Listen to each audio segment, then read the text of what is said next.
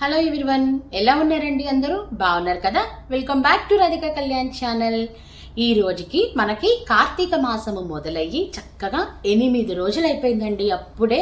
So ఈ కార్తీక మాసంలో మనం ఈ 8 రోజుల నుంచి కూడా ఎంతో చక్కగా కార్తీక పురాణంలోని మంచి మంచి కథల్ని మనము చెప్పుకుంటున్నాం కదండి.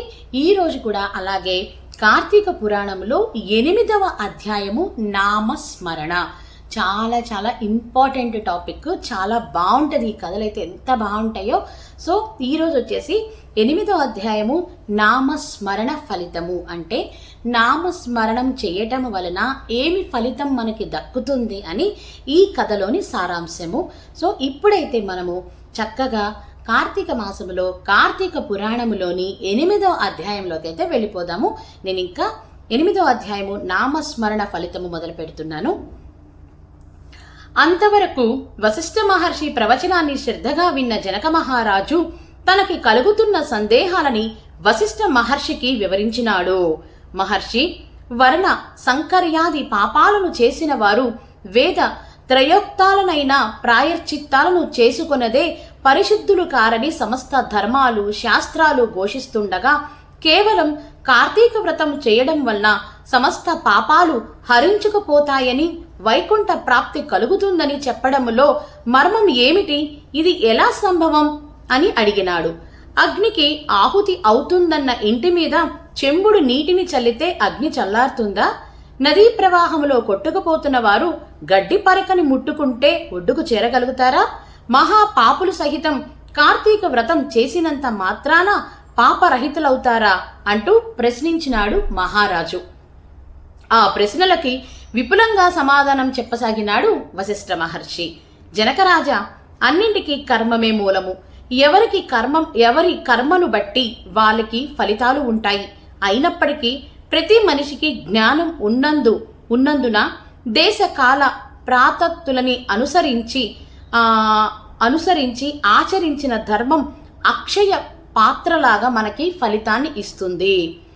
నిలువంత ఎత్తున కట్టెలను పేర్చి వాటి నడుమున చిన్న అగ్నికణాన్ని ఉంచితే అది ఆ కట్టెలని ఎలా కాల్చివేయగలుగుతుందో, నట్టింట పెట్టిన నలుసంత దీపము ఆ ఇంటిని అలుముకున్న చీకటిని ఎలా తొలగిస్తుందో, అదే విధముగా తెలిసి గాని తెలియక గాని పుణ్యకాలాలలో పుణ్యక్షేత్రాలలో ఆచరించే ధర్మం అనంత పాపాలను దగ్ధం చేసి మోక్షానికి మార్గాన్ని వేస్తుంది. ఇందుకు ఒక ఉదాహరణని, ఒక కథని చెబుతాను. అజామిలుడి కథ. ఒకప్పుడు కన్యాకుబ్జ క్షేత్రవాసి సత్వనిష్ఠుడననే బ్రాహ్మణుడకు అజామిలుడనే కుమారుడు ఉండేవాడు. వాడు పరమ దురాచారుడు.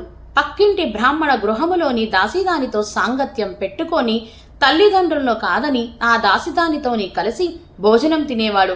దాని ఇంట్లోనే సేన సాంగత్యాన్ని కొనసాగించేవాడు. వైదిక కర్మలన్నింటినీ విడిచిపెట్టి కామంతో కాలం వెళ్లబుచ్చుతూ అతి మూర్ఖంగా ప్రవర్తించసాగినాడు. ఫలితంగా అతని బంధువులందరూ వెలివేసినారు. కులం వాళ్లు వదిలిపెట్టేసినారు. తండ్రి ఇంట్లో నుంచి గెంటి వేసినాడు. దానితో అతడు చెండాలప వాడలో దాసీదానితో కాపురం పెట్టసాగినాడు. మృగాలను, కుక్కలను, కోతులను ఉచ్చువేసి పట్టుకునే వృత్తిలో జీవించి ప్రజలతో కలిసిపోయి మద్యం, మాంసం, మగవాలోళిగా కాలం గడపసాగినాడు. ఒక రోజున అతని ప్రియురాలైన దాసిది కళ్ళు తాగడము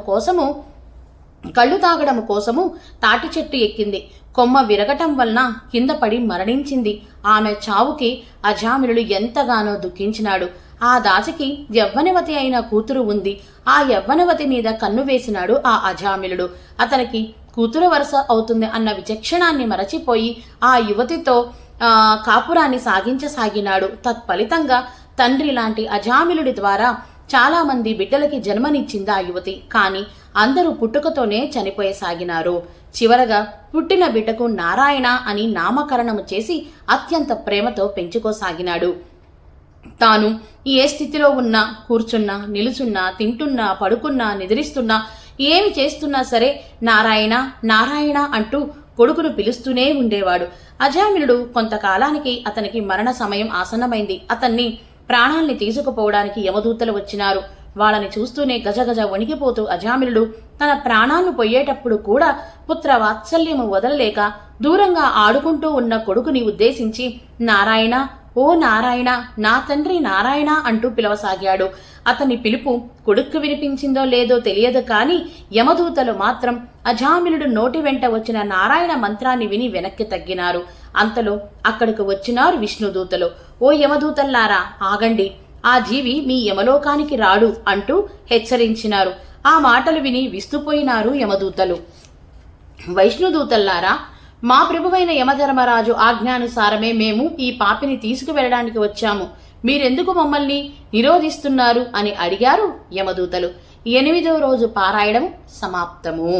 అంటే ఇది రేపు కంటిన్యూ అవుతుందండి. 9వ రోజు అధ్యాయంలో కంటిన్యూ అవుతుంది. చాలా బాగుంటుంది. అసలు ఇది ఇక్కడ వరకే మనకి ఉందన్నమాట. 8వ అధ్యాయంలో అయితే రేపు 9వ అధ్యాయంలో మనకు వచ్చేసి విష్ణువు మరియు యమదూతల వివాదము చాలా బాగుంటుంది. అదైతే కనుక ఎంతో బాగుంటుంది. ఇప్పటి వరకు అయితే మనకి కొంచెం అంటే మ్యాక్సిమం ఒక 5 to 6 minutes మాత్రమే ఇచ్చారనమాట. సో ఈరోజు మనకి కార్తీక పురాణంలోని 8వ అధ్యాయము నామస్మరణ ఫలితాన్ని విన్నారు కదండి. ఉంటానండి మరి. ఓం నమః శివాయ, ఓం నారాయణాయ, ఓం గోవిందాయ నమః. అలాగే ఒక చిన్న విషయాన్ని చెప్పాలనుకుంటున్నాను.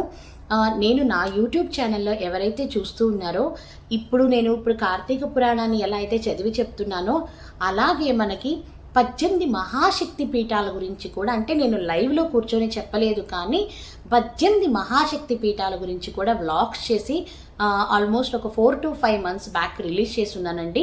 అంటే పార్ట్ 1లో మన శక్తి పీఠాలలో 1, 2, పార్ట్ 2లో 3, 4, పార్ట్ 3లో 5, 6 లెక్కన అలా మన 18 శక్తి పీఠాల గురించి కూడా, అంటే సతీదేవి శరీర భాగాలు పడిన మహాశక్తి పీఠాల చరిత్రని, అలాగే ఏ శక్తి పీఠంలో ఏ భాగాలు పడ్డాయి అని, అలాగే అక్కడ ఎలాగా శక్తిపీఠంగా వెలసింది ఆ భాగం, అంటే సతీదేవి శరీర భాగం నుంచి పడిన ఆ భాగం ఎలా శక్తిపీఠంగా వెలిసిందని ఎంతో వివరంగా చాలా చక్కగా చెప్పున్నాను. మీరు ఎవరైనా దాన్ని చూడాలి అనుకుంటే, అంటే మన 18 మహాశక్తి పీఠాల గురించి తెలుసుకోవాలి అనుకుంటే కనుక నా ఛానల్లో మీరు సెర్చ్ చేయించండి. వచ్చేసి మహాశక్తి పీఠాలు పార్ట్ 1, పార్ట్ 2 అంటే కనుక మీకు వస్తాయి అనమాట. చాలా చాలా అద్భుతమైన కథలు అవి కూడా. ఒకసారి చూడండి, చూడాలనుకునే వాళ్ళు. ఉంటానండి. నమస్కారం.